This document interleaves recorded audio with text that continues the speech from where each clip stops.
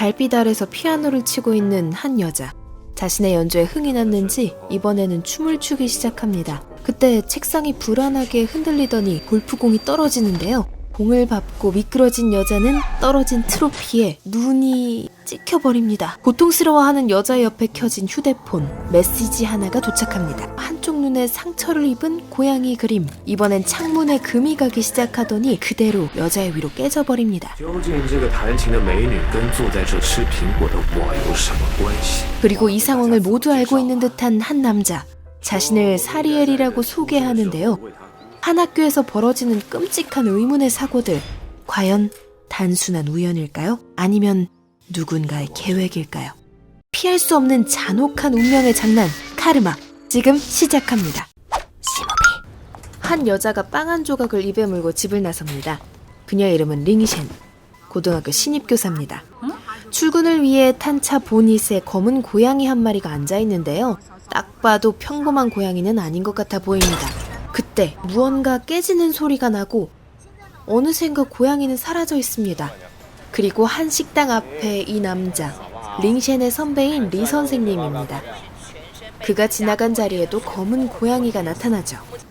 평화로운 등굣길, 웬 깡패들이 한 학생의 앞을 막아섭니다. 지나가던 링셴이 이 장면을 목격하고 패기 넘치게 그들을 막아서는데요. 아니 이건 반칙이잖아. 위기의 순간 3명의 남학생이 등장합니다. 다소 오글거리는 멘트를 치더니 현지 깡패들을 아주 거뜬하게 해치워버리죠. 이 친구들도 평범한 학생은 아닌 것 같네요. 어디서 이런 패기가 나오나 했더니 역시 믿는 구석이 있었습니다. 이들은 교내 엘리트 모임 화칭 클럽의 멤버로 학교를 아주 자유롭게 다니는 친구들이었던 거죠. 리 선생님의 수업 시간.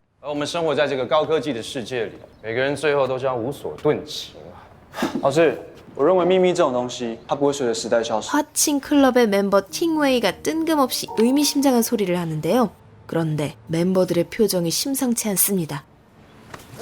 무언가 비밀을 가지고 있는 게 분명해 보입니다.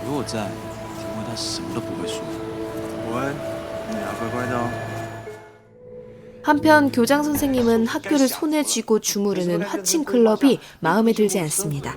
그들의 뒤를 봐주는 학생 주임을 잘라내려고 하죠. 그는 공사 현장 근처를 지나게 되는데요. 안 그래도 화가 난 교장 선생님은 극대노를 합니다. 근처에서 밥을 사고 있던 링셴은 그를 목격하죠. 그런데 순식간에 사고가 일어나 버립니다. 교장 선생님의 휴대폰엔 검은 고양이의 메시지가 도착하는데요. 조사를 받으러 간 링셴은 이 친구와 교장 선생님이 모두 죽기 전 검은 고양이의 메시지를 받았다는 사실을 알게 됩니다. 며칠 뒤 교내 청소 시간에 우연히 링셴의 대화를 엿듣게 되는 팅웨이. 그녀가 교내에서 벌어지는 사고에 관심이 있다는 걸 알게 됩니다. 그는 무언가 말하고 싶어 하지만 갑작스러운 리 선생님의 등장으로 기회를 놓쳐버리죠. 링셴은 리 선생님에게 자신이 경찰서에서 본 단서를 공유합니다. 그때 팅웨이가 두고 간 휴대폰에 메시지가 도착하는데요. 한편 팅웨이는 말하지 못할 비밀로 괴로워하고 있습니다. 학교 샤워실에서 당당하게 담배를 피는 고등학생 팅웨이. 그걸로는 부족했는지 불도 내버립니다. 엘리트 아니고 좀 모자란 애 같은데. 아무튼 나름대로 불을 끄기 위해 노력하는데요. 그 순간 킬각을 재던 스프레이가 급습하죠. 불길함을 느낀 링셴과 리 선생님은 달려가지만 이미 때는 늦은 상태. 어김없이 메시지 속 고양이는 죽음을 완벽하게 예견하고 있습니다. 그리고 사건 현장을 유유히 지나는 검은 고양이. 갑작스런 팅웨이의 죽음으로 화칭클럽 멤버들은 불안감을 느낍니다. 그들은 갑자기 병원으로 향하죠. 의식이 없는 한 소녀를 바라보는 멤버들.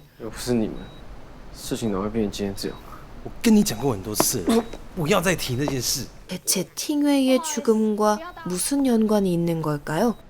죄책감을 드러내던 보원은 병원에서 깜빡 잠이 들고 악몽을 꿉니다. 화친클럽 멤버들이 이 소녀를 괴롭혔던 걸까요?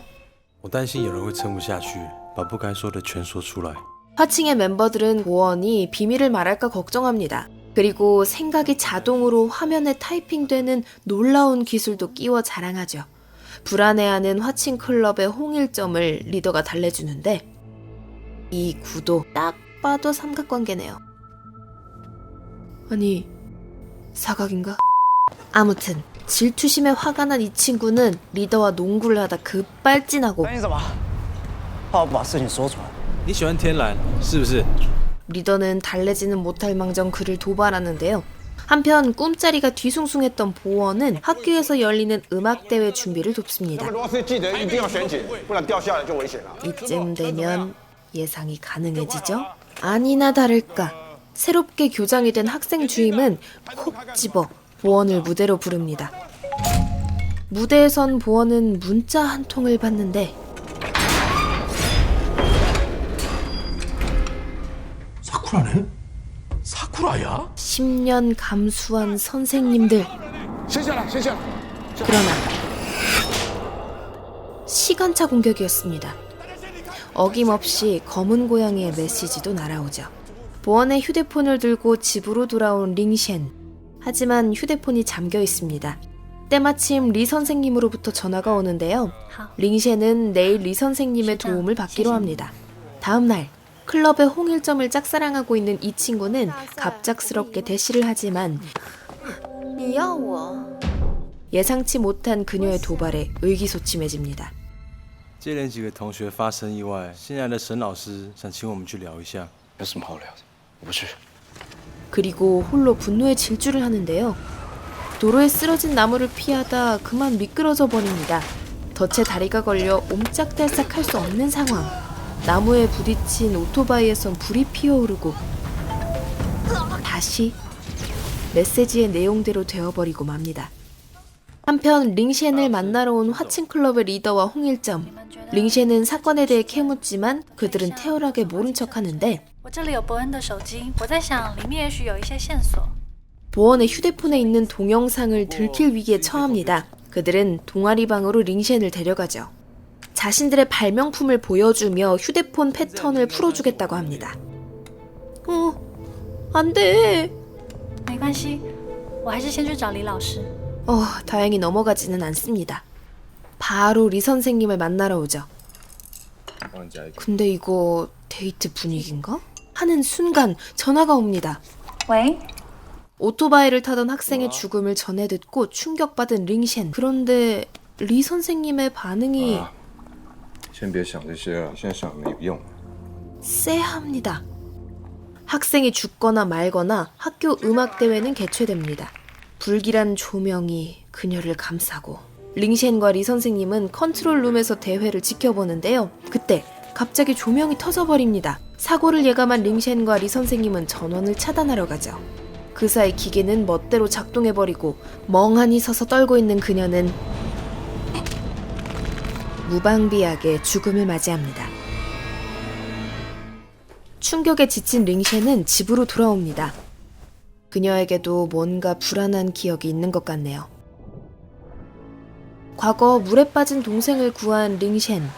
동생을 살리기 위해 어디론가 향하고 있는 앰뷸런스를 멈춰 세우는데요. 과연 이 앰뷸런스가 향하던 곳은 어디였을까요? 한편 학생들이 죽어나가도 무관심한 교장 선생님. 아무래도 갈 때가 된 것 같습니다. 뻔한 사망 플래그를 잘 피해가나 했지만 빠르고 신속하게 죽게 됩니다. 다음 날 리 선생님은 보원의 휴대폰 비밀번호를 풀어냅니다. 그리고 잠금이 걸린 동영상 파일을 발견하게 되죠. 그 안엔 또 다른 화친클럽 아이들의 영상이 들어있었는데요. 리 선생님과 링셴은 병원에 옵니다. 이전에 화친클럽 멤버들이 찾아온 적 있었던 바로 그 소녀를 보게 되죠. 而且他们两个对电脑资讯类也是相当有研究。当时我还是他们高中科展的指导老师，所以我一直不断的给他们指导。 그리고 드디어 화친클럽 멤버들이 숨겨온 비밀을 알게 됩니다. 과거 두 친구는 대단한 발명을 하는데요. 向右转， 에? 我会向后转。 아니 이게 된다고? 来，OK，我帮你装上摄影机哈。 그때 누군가 고양이를 데려가 버립니다. 두 친구는 고양이를 찾아 나서는데 화친클럽 멤버들을 만나게 됩니다. 设计一个软体很酷哎，这次全国科展也许可以拿下冠军哦。 그런데 그들에게서 발명품을 뺏고자 무자비하게 괴롭혀버리는 멤버들. 好了啦，你走开！干嘛？快点录啊！我救我！ 아니 인간적으로 고양이는 건드리면 안 되지. 실컷 재미를 본 멤버들은 그대로 가버립니다. 남학생은 고양이를 구하려 하지만 수영을 하지 못하고 그만 때를 놓쳐버리고 맙니다. 也因为救护车来得太迟，秋许当场死亡。君儿错失抢救时间，最终变成植物人。 학교는 이 사실을 묻어버리고 화친클럽 멤버들은 두 사람의 발명품으로 대회에 나가 우승을 한 것이죠. 이 사건과 관련된 사람들은 모두 죽는다는 걸 깨달은 링셴, 화친클럽의 리더를 찾기 위해 달려갑니다. 그런데 이 상황을 알 리 없는 리더는 링셴의 전화를 모두 무시합니다. 그때 발신자를 알 수 없는 전화가 걸려오고 검은 고양이가 지나가는 바람에 버스가 급정거합니다. 이건 계획과 우연의 환장의 콜라보레이션? 한편 링셴은 어떻게 위치를 안 건지 모르겠지만 그가 타고 있는 버스의 바로 뒤를 따라가고 있었고 죽음의 메시지가 도착하지만 아슬아슬하게 비껴나갑니다. 과거 링셴이 남동생을 구하기 위해 멈춰세운 구급차는 바로 이 두 학생들을 구조하러 가던 길이었습니다. 링셴이 남동생을 구하기 위해 구급차를 멈춰 세웠기 때문에 두 사람의 구조가 늦어졌고 결국 한 명은 죽고 한 명은 식물인간이 되어버린 것이죠. 리 선생님은 불쌍한 제자들의 복수를 돕고 있었던 거고요. 都结束了，你安心吧。 그리고 잊고 있던 죽음의 신 사리엘이 재등장하는데요. 其实我就是在旁边静静的看着，其实更应该说是他们的选择决定了下一个结果。 의미심장한 말과 함께 소녀의 목숨을 앗아가 버립니다. 사리엘과 검은 고양이의 런웨이 워킹을 마지막으로 영화는 막을 내리죠. 카르마는 불교 단어로 전생에 저지른 일을 현재에 돌려받는 업보를 의미합니다. 2019년에 국내에 개봉한 이 영화는 대만에서 만들어졌는데요. 미국의 공포영화 데스티네이션처럼 신박하게 죽는 여러 방법을 보여주는 형식을 가지고 있습니다. 그런데 시도는 좋았지만 이들의 죽음은 업보 때문이란 거 외에는 영화에서 분명하게 설명하는 정보가 없다는 점, 과학기술과 판타지적 요소의 조화가 약간은 어설프다는 점 등 아쉬운 부분들이 분명히 있기는 해요. 그래도 동양문화권에서는 잘 제작되지 않는 형식의 공포영화인데다가 생소한 얼굴이긴 하지만 너무 예쁜 배우 임용환과 예상치 못했던 다양한 사망 방식을 보는 재미가 있을 수 있어요. 단 잔인한 장면들이 굉장히 여럿 있다는 점 보기 전에 꼭 유의하세요. 그럼 저는 여기서 이만 인사드리겠습니다. 또 여러분께 소개해드릴 다양한 영화들 찾아오도록 할게요. 이상 시무비였습니다.